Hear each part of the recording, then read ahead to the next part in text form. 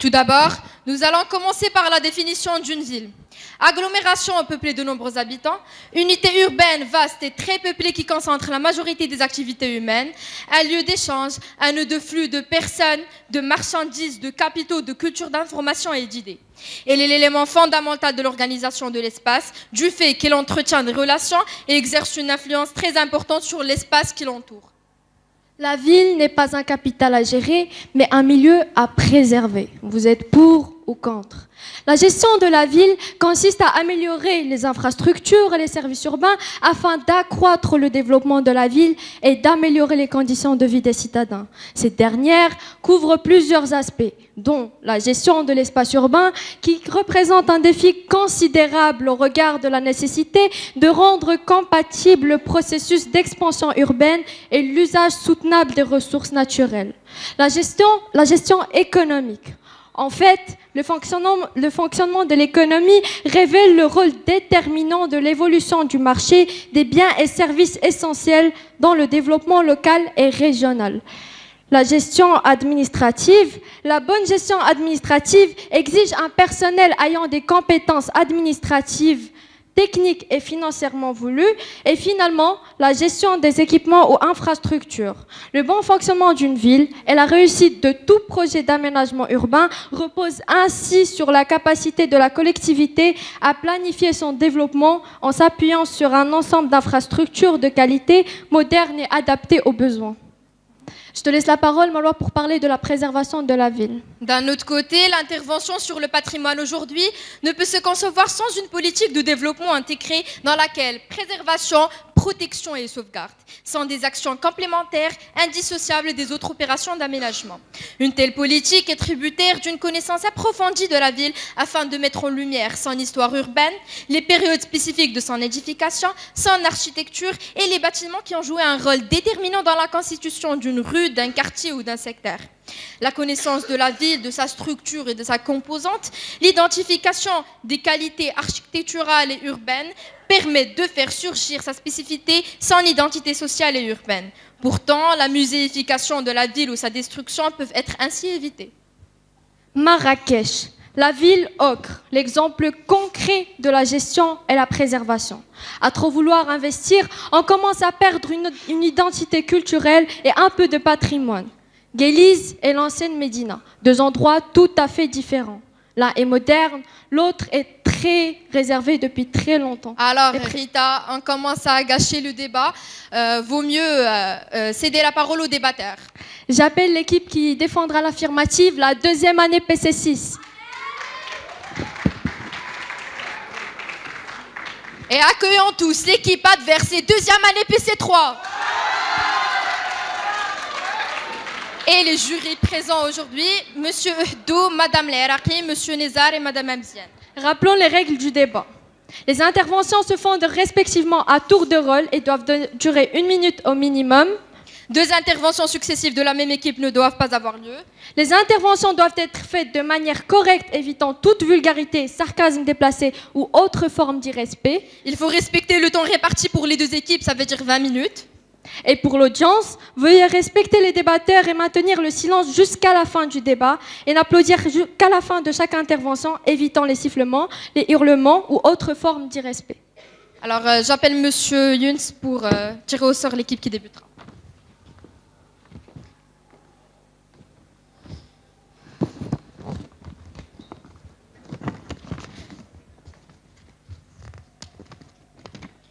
L'équipe qui va commencer est la deuxième année PC3.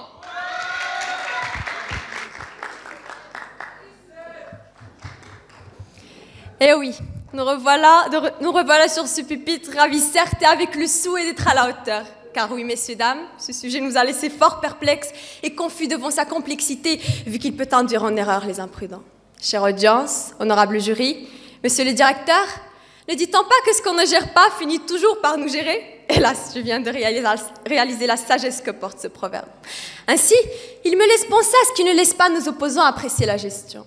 Est-ce parce qu'elle nous mène vers l'incertain Plutôt à la perte ou est simplement qu'elle nous éloigne de l'origine? Pourtant, c'est la seule chose qui nous a permis d'évoluer. Car si vous pensez vraiment de cette manière, je crains que vous soyez les imprudents aujourd'hui. Tout d'abord, pour éviter tout malentendu de votre part, il est indispensable de vous clarifier que le mot gérer inclut le fait de préserver et pas du tout l'inverse. D'ailleurs, je me demande bien comment faire l'un sans l'autre. Ainsi, je crains le jour où l'homme préservera aveuglément ses biens au lieu d'investir dans un monde gigantesque et vaste où l'économie est la nouvelle religion, où l'effervescence politique, urbaine et culturelle pousse chaque État à se distinguer parmi des milliers de ses semblables. Je crains justement le jour où je me renfermerai sur moi-même, oubliant de m'ouvrir à un univers extérieur qui m'apprendra peut-être à gérer de façon très sage mon capital et ma richesse en fonction de mes capacités et de mes besoins. Car oui, je suis bel et bien la citoyenne de demain qui gérera sa part d'un monde atteint d'une concurrence révolutionnaire en plein summum.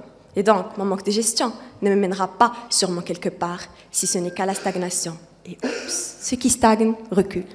Et oui les amis, une ville est loin d'être un jeu de Monopoly. C'est plutôt une aire où se concentre une grande population qui est censée s'organiser pour faire bon usage de tout ce qu'elle possède. C'est si absurde, non ? Pourtant, n'est-ce pas ce qui fait l'immense différence entre Pyongyang et Séoul, Tripoli et Singapour, Douala et Francfort? Mais bien sûr que si. Et je cite, un bon gestionnaire a un rôle très important. Ce professionnel doit être capable de gérer chaque aspect pour assurer une bonne tenue et une grande rentabilité. À bon entendeur, salut.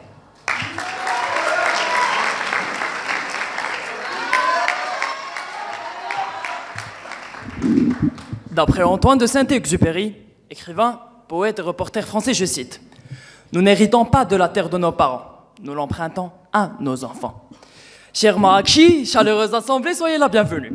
Le sujet du débat de notre jour est un sujet polémique et philosophique qui a pris différentes grandeurs en ces dernières décennies et qui concerne la façon dont nous devrions gérer la ville d'aujourd'hui. Sans plus tarder, afin de mieux décortiquer le sujet, permettez-moi de vous donner un simple exemple, déjà mentionné à l'introduction, qui est nul autre que Marrakech. Marrakech, cette ville ocre qui, autrefois, était la cité privilégiée de plusieurs savants, visiteurs, architectes et agronomes qui ont contribué à son embellissement. Cette dernière, considérée comme première ville touristique au Maroc, elle a su comment mettre en avant son cadre paysager constitué des orangeries de l'Agdel, des oliveraie de la Ménara, des jardins intramuraux et de son élément identitaire qui est nul autre que la palmeraie. Cette dernière, reconnue par plusieurs daïrs dès 1929, et n'a malheureusement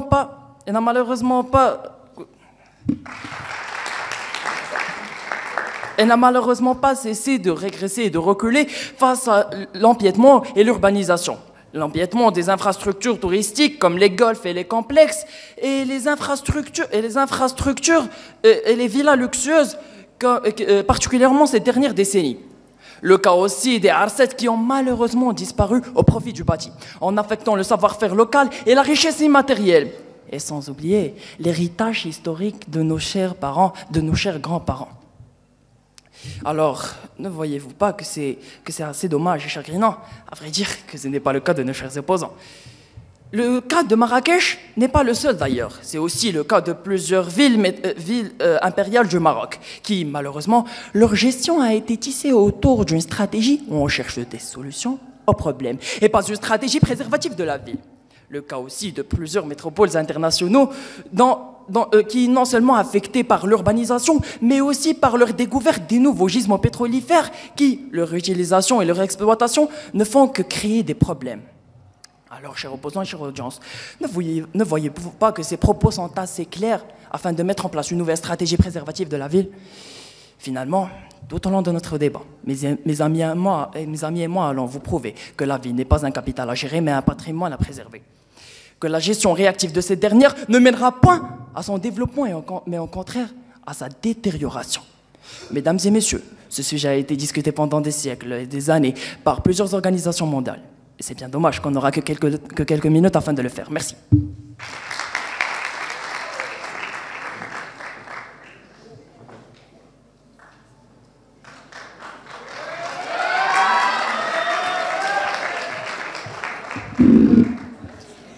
Est-ce qu'il vaut mieux aspirer à un aujourd'hui comme hier et un demain mieux qu'aujourd'hui? Quelle question difficile. Eh bien, nos adorables camarades assis de ce côté de la scène vous disent oui. Si vous ne voyez pas encore le rapport entre ce que je viens de dire et le sujet, c'est normal, car celui-ci est désarmant et très difficile à décortiquer. Mais écoutez-moi bien, car c'est le regard de l'urbaniste que je vais porter sur la ville, et c'est à la raison que je vais m'adresser pour vous prouver pourquoi la thèse de nos opposants est insensée. Londres, 14 millions d'habitants en 2018 selon le Eurostat, 32 districts, premier réseau de transport au monde comptant le bus, le métro, le tramway et le DLR. Une ville? Non. Un univers, une galaxie de routes, de réseaux, de quartiers et de ressources. Un milieu certes, mais pas figé. Un milieu dynamique, qui avance, qui bouge, qui grandit. Je vous l'accorde, chers opposants, la préservation reste essentielle. Elle fait partie de la gestion. Mais préserver égale conserver égale rester statique. La préservation mène irrémédiablement à la stagnation. Or, une ville ne peut pas être stagnante. Par conséquent, la structure urbaine et le réseau des infrastructures doivent suivre la cadence. Comment?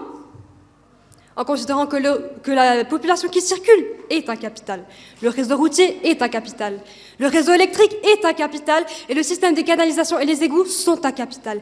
Et pas seulement une partie d'un environnement qu'il faudrait soi-disant préserver ou conserver. Ce sont des ressources qu'il faut développer et gérer en fonction de la population qui y vit.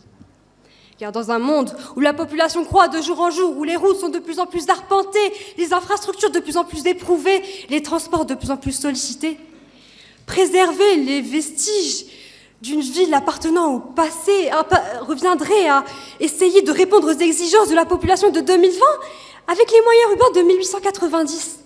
Or, Londres d'hier n'est pas Londres d'aujourd'hui et ne sera pas Londres de demain.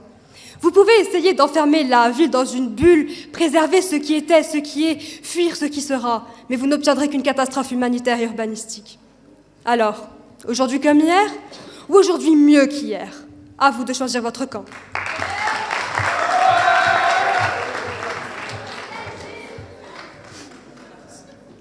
Quand le dernier arbre sera abattu, la dernière rivière empoisonnée, le dernier poisson capturé, alors seulement vous vous apercevrez que l'argent ne se mange pas.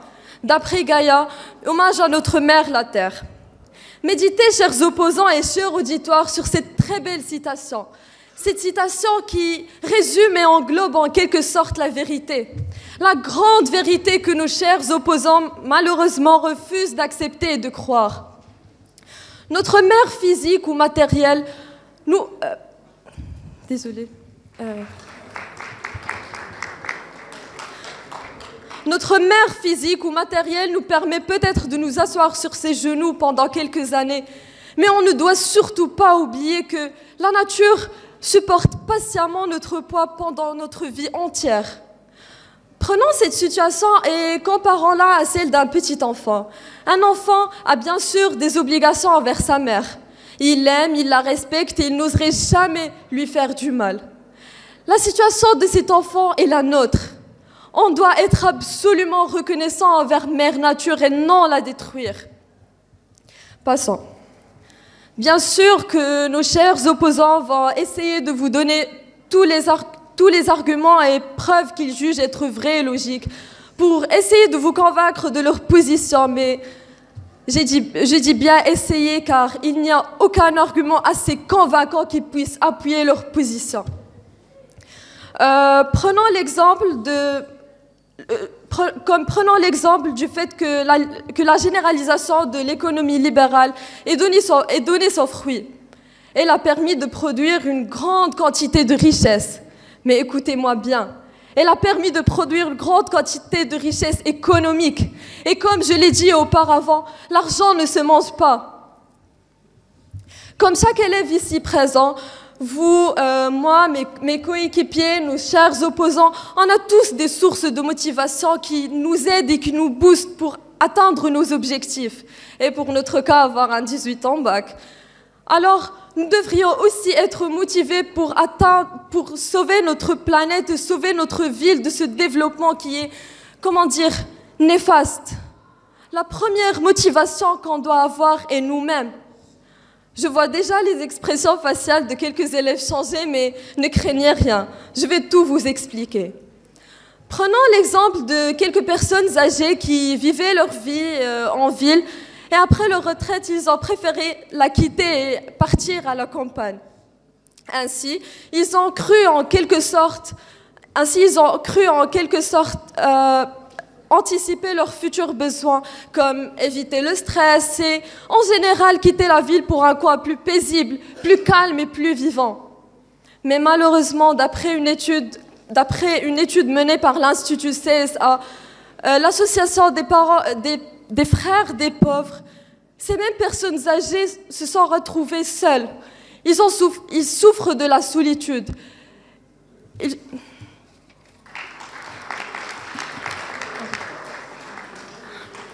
Résultat, ils ne trouvent plus aucun lieu où ils peuvent ressentir un peu de bonheur. Juste un peu de bonheur. Alors, pourquoi ne pas laisser ces personnes âgées vivre leur vie dans la ville? Pourquoi ne pas subvenir à leurs besoins vitaux? Pourquoi ne pas essayer de réduire le stress qu'ils ressentent chaque jour? La solution est entre vos mains, futurs leaders. Et la ville est un milieu qu'on doit préserver. Merci.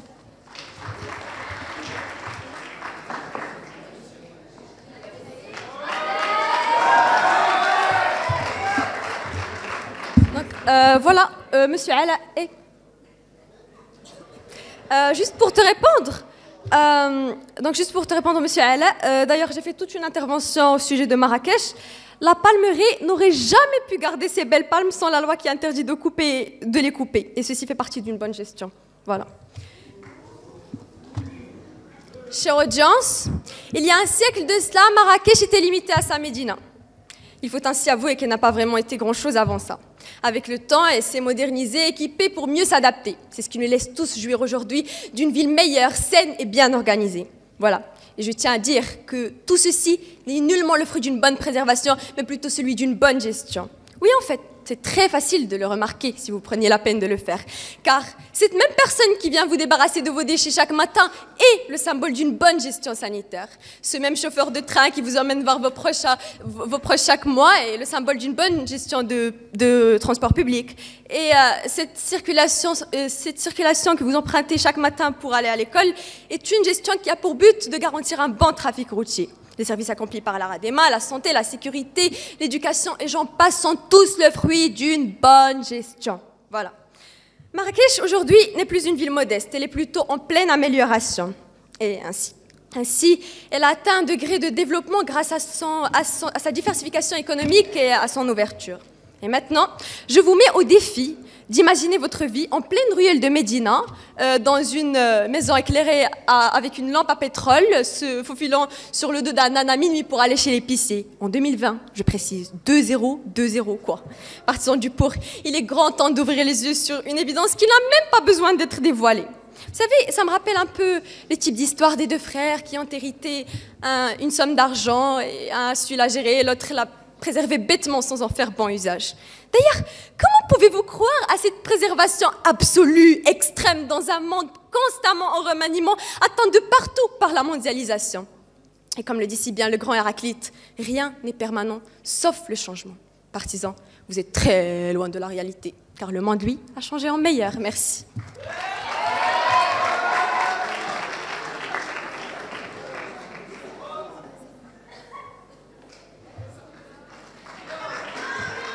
Mesdames et messieurs, honorables jurys, chers opposants, dans le secteur économique, notre modèle actuel n'est pas durable, puisqu'il mobilise 80% des ressources de notre planète pour répondre aux besoins de seulement de 20% de la population mondiale. Aujourd'hui, les questions se posent sur l'avenir de nos ressources. On est tellement concentré sur l'atteinte des objectifs financiers astronomiques qu'on oublie le plus important. Étant donné que notre planète est un système fini, avec un stock de ressources limité, j'insiste limité, un modèle économique basé sur la croissance financière, et par définition voué à l'échec, car il butera tôt ou tard contre les limites de notre planète. Il faut donc redéfinir le modèle économique pour que l'objectif principal se concentre sur la production des biens nécessaires pour satisfaire les besoins de l'ensemble des êtres humains, plutôt que générer l'enrichissement sans fin d'une minorité. Je trouve ça tellement désolant de voir des jeunes comme vous en train de défendre une telle thèse. Mais ne vous inquiétez pas, chère audience, je vais vous prouver que j'ai bien raison. Maintenant, la question qui se pose, comment peut-on préserver les ressources de notre ville? Eh bien, nous devons changer notre manière de les considérer et les traiter. Un peu d'attention, s'il vous plaît. La nature ne nous offre pas ses fruits pour les transformer en marchandises, Serge Opposant, mais pour les considérer en tant que matière précieuse dont nous dépendons pour vivre. Étant comme citoyens, chacun de nous est censé de prendre conscience de sa part, afin de préserver sa ville. Laissez-moi vous dire quelque chose que vous ne saviez certainement pas. D'après les cahiers durables du développement durable, 1 kilo de ressources, 1 kilo du produit industriel nécessite 30 kilos de ressources naturelles. Vous imaginez? Je ne suis pas ici une avocate sur le développement durable, ni sur l'environnement. J'ai un devoir envers ma ville et pour les générations futures. Il s'agit de préserver notre ville et garantir la vie aux générations futures. Merci.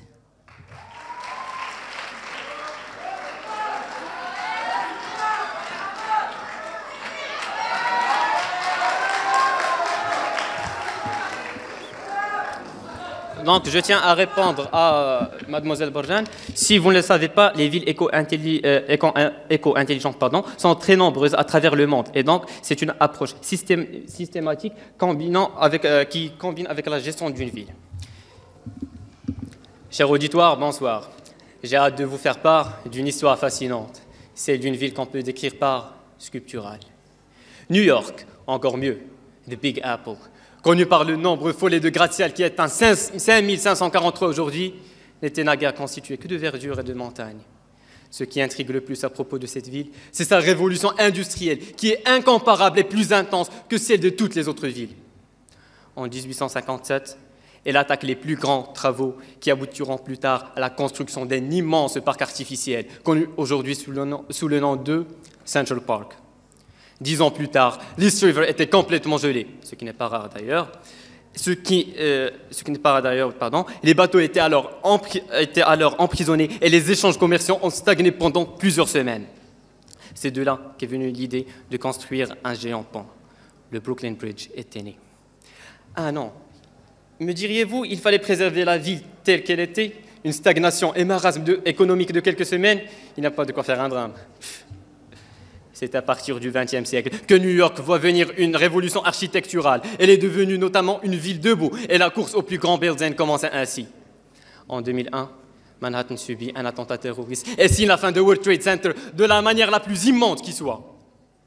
Évidemment que New York sut se reconstruire au bout de 8 mois au lieu de laisser ce désastre tel qu'il était et le présenter tel un chef-d'œuvre. New York aujourd'hui est l'une des villes les plus importantes au monde. Ce qui se passe à New York arrive 10 ans plus tard sur le reste de la planète, chez nous encore plus. Et ceci n'est point le fruit du hasard, mais le fruit d'une gestion souveraine qui a poussé cette ville à voler au-delà d'un ciel qui est supposé n'avoir aucune limite. Maintenant, bienvenue à Singapour, une île déserte sans richesse naturelle et sans identité. Heureusement que Lee Kuan Yew avait certainement le pouvoir de secouer sur cette île son céleste flambeau d'une pure étincelle qui leur mit dans l'âme le bon, le juste et le beau, et pour la transformer en une force économique mondiale irréversible. Singapour est devenu le centre des investissements étrangers et a pu accueillir une pléthore de nouvelles industries. Au cours des années 90, ce pays est devenu le 3e plus grand centre du raffinage du pétrole au monde et s'est érigé à la tête des pays leaders dans le domaine de la pétrochimie. N'oublions pas qu'il a réussi en un temps record à se débarrasser des bidonvilles. Chers opposants, il faudra avoir le courage de prendre des initiatives et commencer à gérer pour se développer et non pas à préserver et faire stagner le développement d'un milieu et d'une ville qui ne pourront aucunement suivre le rythme avec le monde actuel. Continuez à échapper à la réalité lucide et poursuivez votre rêve illusoire. Continuez à tacler les sources du développement et vous finirez sans doute par éclater en sanglots. Merci.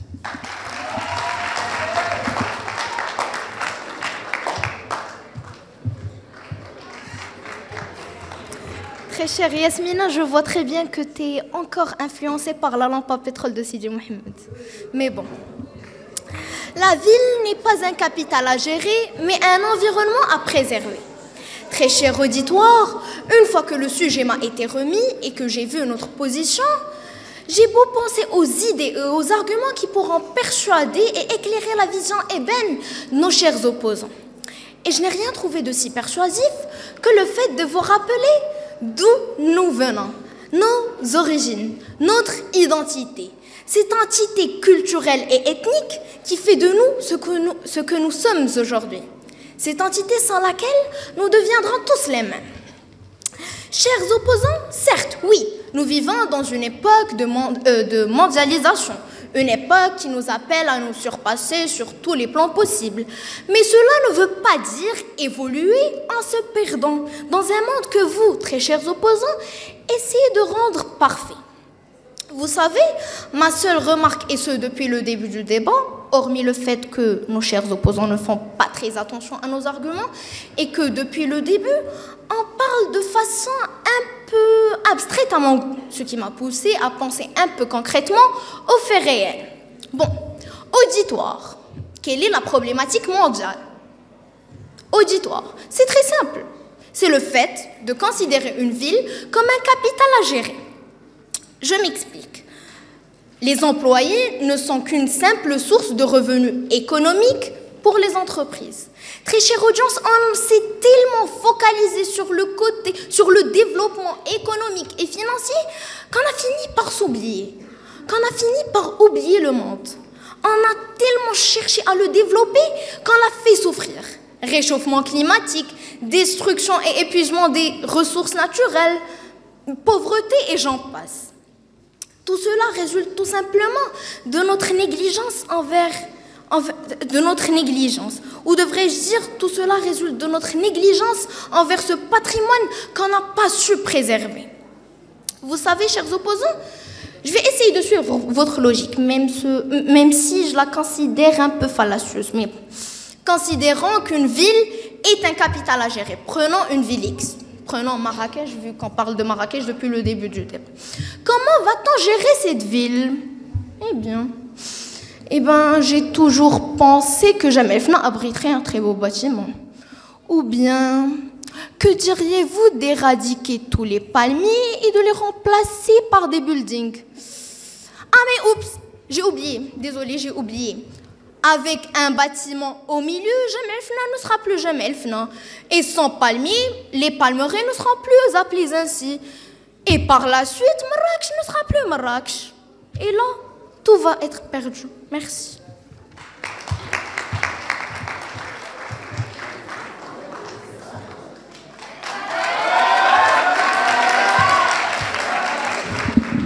Alors, influencé par la lampe à pétrole, c'est tout ce que vous avez à nous reprocher? Très bon contre-argument, j'adore. Et quand vous dites qu'on doit utiliser les ressources naturelles en fonction des générations futures, ceci est un exemple d'une bonne gestion des ressources. Vous êtes en train de défendre notre thèse.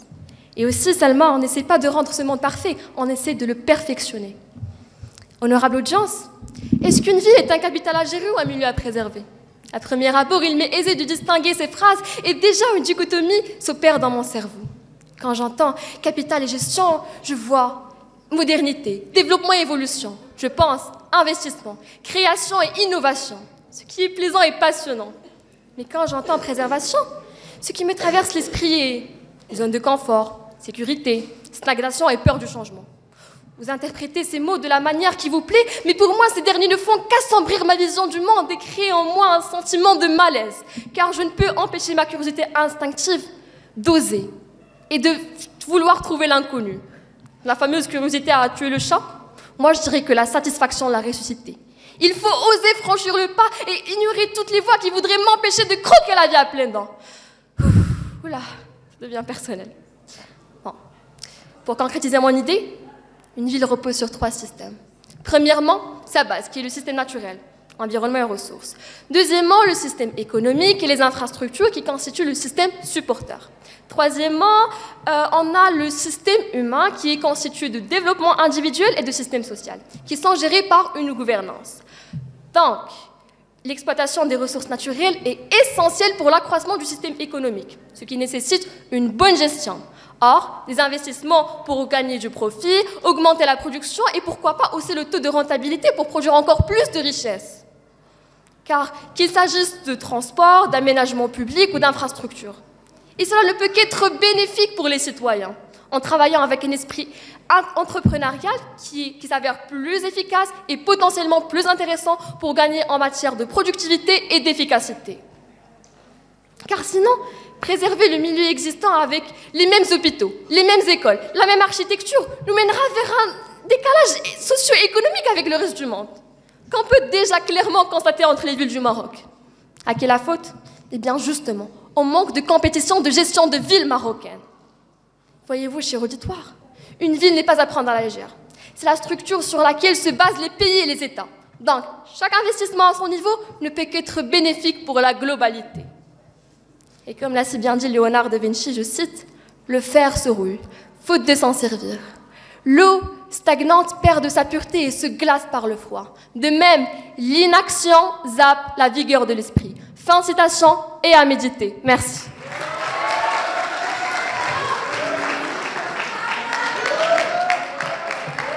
Alors, tout d'abord, j'ai deux constats à faire. Mademoiselle aussi, je crois que vous avez déjà visité la Palmeraie. Avant, je pense que vous n'aviez surtout pas constaté le grand nombre des villas luxueuses là-bas. Et ce qui explique, c'est ce qu'on appelle l'urbanisme, l'urbanisation qui appartient au volet de la mauvaise gestion. Ce qui est déjà mentionné en mon intervention. D'ailleurs, je vous invite à être plus attentif. Deuxièmement, je pense que vous aviez une mauvaise idée sur la vraie définition de la préservation. Préserver ne veut surtout pas dire stagner, mais au contraire protéger pour mieux développer. Et j'ai une petite question à vous, chers opposants. Est-ce que vous pensez que le modèle de développement d'aujourd'hui est le bon? On attend de votre réponse. Passons. Face à ces divers problèmes, et afin d'assurer le développement durable de plusieurs espaces urbains, les Nations Unies ont proposé en leur agenda de 2030 17 objectifs du développement durable qui visent exclusivement la préservation de la ville. Afin d'éradiquer la pauvreté, protéger la planète et la ville et faire en sorte que tous les citoyens vivent dans la paix et la prospérité. Parmi ces 17 objectifs, il y en a un qui pourrait peut-être intéresser nos partisans du contre ici présents, qui s'intitule « Ville et communauté durable » et qui vise en premier lieu l'accès au logement décent, urbanisation durable, préservation du patrimoine et prévention contre l'impact des catastrophes. Et je vous rappelle que l'agenda de 2030 fixe 17 objectifs du développement durable pour répondre aux défis communs en se fondant sur les 3 dimensions du développement durable, environnemental, social et économique. L'agenda de 2030 et les ODD qui en découlent présentent une conception profondément novatrice du développement durable. Ils associent à la lutte contre l'extrême pauvreté et à la réduction des inégalités. Ils transcendent des enjeux du développement durable et l'ensemble des pays de la planète dans une démarche globale et universelle. Ils sont le fruit d'une consultation inédite des acteurs de la société civile, du secteur privé, des collectivités locales et du monde de la recherche. En termes de conclusion, l'intégration de la dimension environnementale contribuera à la préservation de la ville. Le concept de la ville écologique et de la ville intelligente devrait être développé et soutenu. La considération des ressources naturelles, humaines et financières surexploitées et de plus en plus rares devrait être intégrée dans le modèle de développement des villes afin d'assurer leur pérennité. Merci.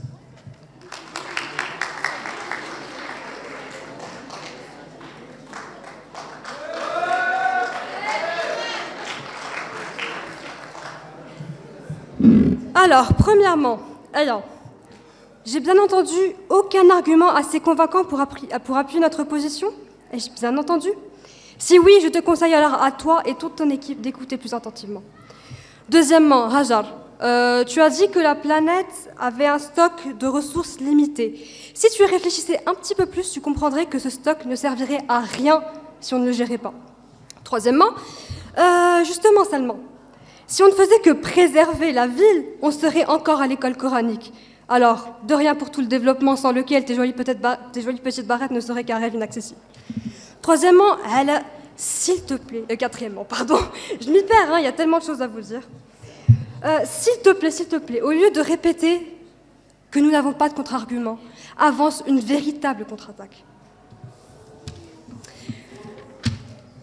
Bon. De la hutte à la cabane, puis enfin à l'édifice, l'habitat de l'homme a changé au fur et à mesure que celui-ci a évolué. Et les villes sont nées grâce au groupement des individus qui, jour après jour, ont construit et bâti les villes du monde que l'on connaît aujourd'hui. Les bâtisseurs, maîtres d'ouvrage ou encore architectes peuvent être considérés comme les pionniers qui ont façonné le visage des villes, et ce, depuis l'avènement de la civilisation humaine. les pionniers d'un monde en constante transformation. Alors tout naturellement, l'architecture, cet art, cette science, si étroitement liée à la cité, a mûri et s'est diversifiée, nous offrant alors des monuments, joyaux architecturaux et styles de construction innombrables. Alors, dites-moi préservation de la ville et je vous répondrai conservation du patrimoine architectural.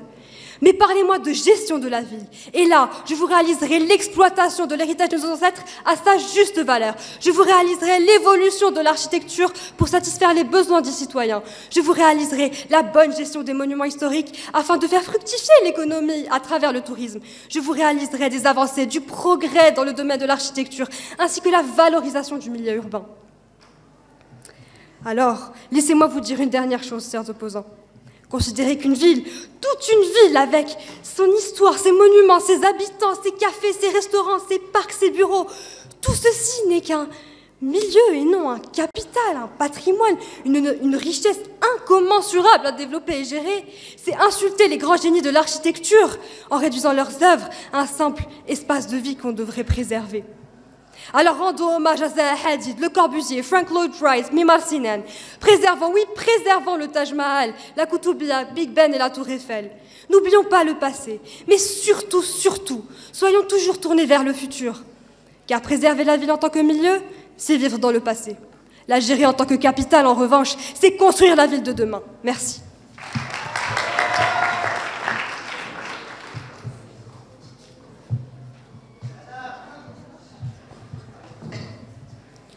Chers opposants, j'ai vu que vous cherchez un très bon contre-argument. Le voilà. Même le très grand réalisateur Yann Arthus Bertrand a su qu'il y a un problème au niveau de la planète et de l'écologie. Et il a même créé tout un documentaire pour approuver ceci. Le documentaire d'ailleurs s'appelle Hum et je vous conseille d'aller le voir parce que peut-être que votre logique reviendra à sa place. Mesdames et messieurs, depuis le début de notre débat, on ne fait que considérer, mes camarades et moi, que la ville n'est qu'un capital à gérer. Et on vous a très bien expliqué que ça causerait notre perte. Cher auditoire, on doit s'unir pour sauver notre planète et notre vie en général. On doit s'unir puisque l'union fait la force. Écoutez-moi bien. Fermez les yeux juste 30 secondes et imaginez cette ville qui a été considérée comme un capital à gérer. Est-ce que vous aimeriez que vos enfants et vos petits-enfants soient intoxiqués par ces gaz ou empoisonnés par ces rivières qui sont devenues aussi noires qu'un sang d'ébène? Et à cause de quoi? À cause de ces déchets que vos usines jettent par-ci et par-là, et notamment dans ces rivières. Et vous êtes encore en train d'y croire. Vous êtes encore en train d'y croire, mais où est l'humanité, jeunes gens? Quand j'écoute les propos et les arguments présentés par nos chers opposants, je me dis, mais comment est-ce qu'ils peuvent vous faire ceci? Comment est-ce qu'ils peuvent continuer à défendre et à essayer de vous convaincre d'une telle position et d'un tel point de vue? Cher auditoire, je ne suis pas Peter Drucker, qui est d'ailleurs un économiste, mais j'aimerais bien que vous compreniez ces quelques phrases qui sont, comment dire, très évidentes. Les villes existent pour créer des citoyens et non pour être une source de richesse économique. Oui, certes, c'est un très bon outil dans ce domaine-là, mais ça ne doit en aucun cas, je dis bien en aucun cas, être notre priorité majeure. Les villes n'existent pas pour supporter un gouvernement quelconque. Les villes existent pour créer un citoyen qui est assez responsable et capable de savoir ce qui est bon et ce qui est mauvais pour eux. Et si vous tenez tant à votre point de vue ou à votre position, j'ai une petite question pour vous, chers opposants. Un peu d'attention, s'il vous plaît. J'ai une petite question pour vous. Est-ce que vous pensez que le modèle de développement d'aujourd'hui est le bon? Merci.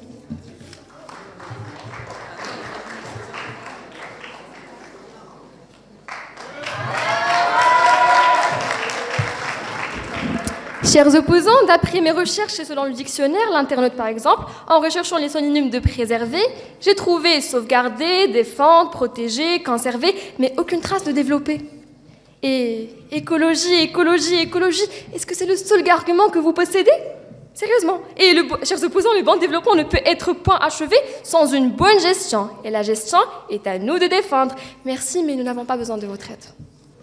Alors, mesdames et messieurs, pour aboutir à la conclusion qu'une ville est un capital à gérer, mon équipe et moi avons dû nous poser toutes les questions imaginables et inimaginables et voir le sujet de tous ses angles, comme un bon gestionnaire qui souhaite atteindre son but. Nous avons dû anticiper toutes sortes d'arguments que pourrait nous présenter l'équipe adverse, comme un gérant qui anticipe toutes les éventualités pour créer des projets à long terme. Nous avons dû travailler intelligemment et efficacement en gérant notre temps, tel un financier qui ferait ses calculs avant de se lancer sur l'affaire. Et finalement, nous avons dû nous partager les tâches et les points à discuter, tel un responsable qui distribuerait les tâches à accomplir à des techniciens spécialisés. Et vous conviendrez avec moi qu'il serait fade, ennuyeux, voire affligeant de toujours ressasser les mêmes idées et les mêmes expressions dans chaque débat, sans faire appel à notre créativité et notre imagination illimitée. Eh bien, cela s'applique aussi à la gestion. Voyez-vous, cher auditoire, l'ampleur que prend la gestion à notre niveau, au simple niveau d'une équipe de grands débats à l'Araki. Imaginez alors son importance quand il s'agit de développer le cours de toute une ville. D'une part, quand nous discutons de capital à gérer, nous ne renions point ses ressources naturelles et humaines. Nous nous intéressons à la gestion de ville avec la totalité de ses composantes. Une bonne gestion permet de diminuer les inégalités entre les citoyens en augmentant le PIB avec la production de richesses. Augmenter le nombre de bus inter- et intra-urbains permet de diminuer le temps d'attente des citoyens aux arrêts et aux terminus, et partant augmente sa ponctualité et son efficacité professionnelle. En quoi ceci réunit l'intérêt général?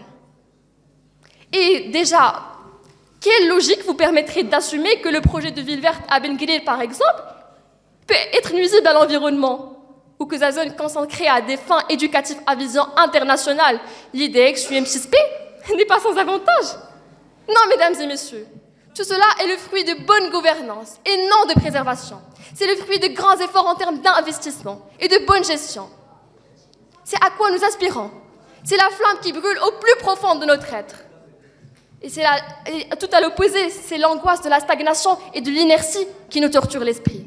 Contrairement à vous, chers opposants, nous visons la lune et nous n'avons aucune crainte de chuter, car dans le pire des cas, nous atterrirons dans les étoiles. Merci.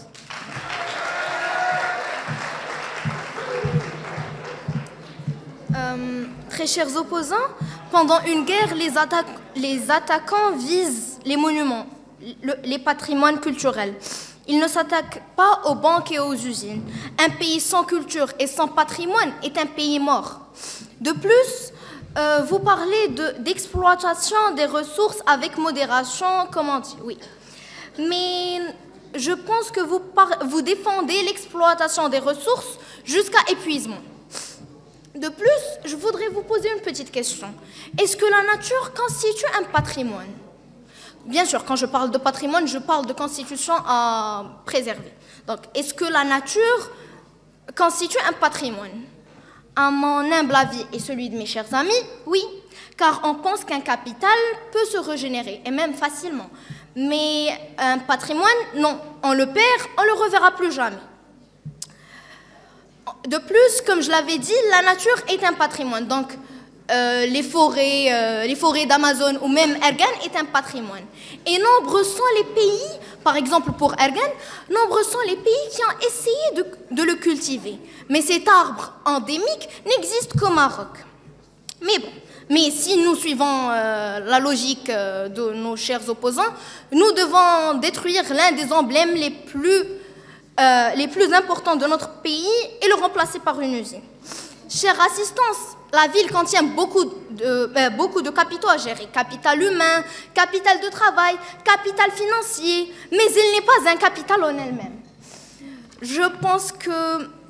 Simple exemple, je vous donne un simple exemple avant que je conclue. Tout simplement parce que elle n'est pas un capital à gérer, car un capital a une valeur monétaire. Un patrimoine, non. Par exemple, je vous donne un simple exemple, la tour Eiffel a-t-elle une valeur monétaire? Peut-être si on calcule la quantité de cuivre et de fer qu'on a utilisé pour la construire. Mais elle, non, elle a une valeur beaucoup plus sentimentale qu'elle est monétaire. Désolée, mais chère assistance, je vois que le temps me presse, mais bon, je voudrais finir sur une parole de notre très cher directeur, M. Younes, qui a dit « Le passé du futur n'est rien d'autre que le futur du passé ». Pardon.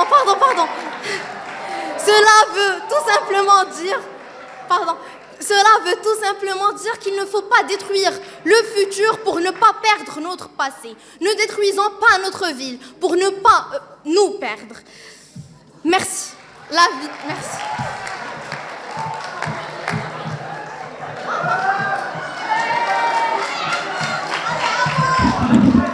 Chers opposants, arrêtons de voir le développement comme une menace à notre culture. Changeons radicalement le regard que nous portons sur le succès ou l'échec. Rien ne prouve qu'avant était mieux qu'aujourd'hui. La nostalgie est toujours mauvaise conseillère. Et avant la clôture, j'aimerais vous prévenir que l'urbanisation est en évolution. Le manque de gestion sera incontestablement fatal. J'interpelle haut et fort nos chers responsables politiques qui ne savent ni gérer, ni hiérarchiser les priorités dans un Maroc qui a toujours reconnu la régression et qui n'a jamais vu la voie du développement. Méfiez-vous de ce qui vous attend dans un monde qui a vécu simultanément autant de ruptures. Qui a vécu simultanément autant de ruptures majeures, s'imposant toutes à nous en même temps.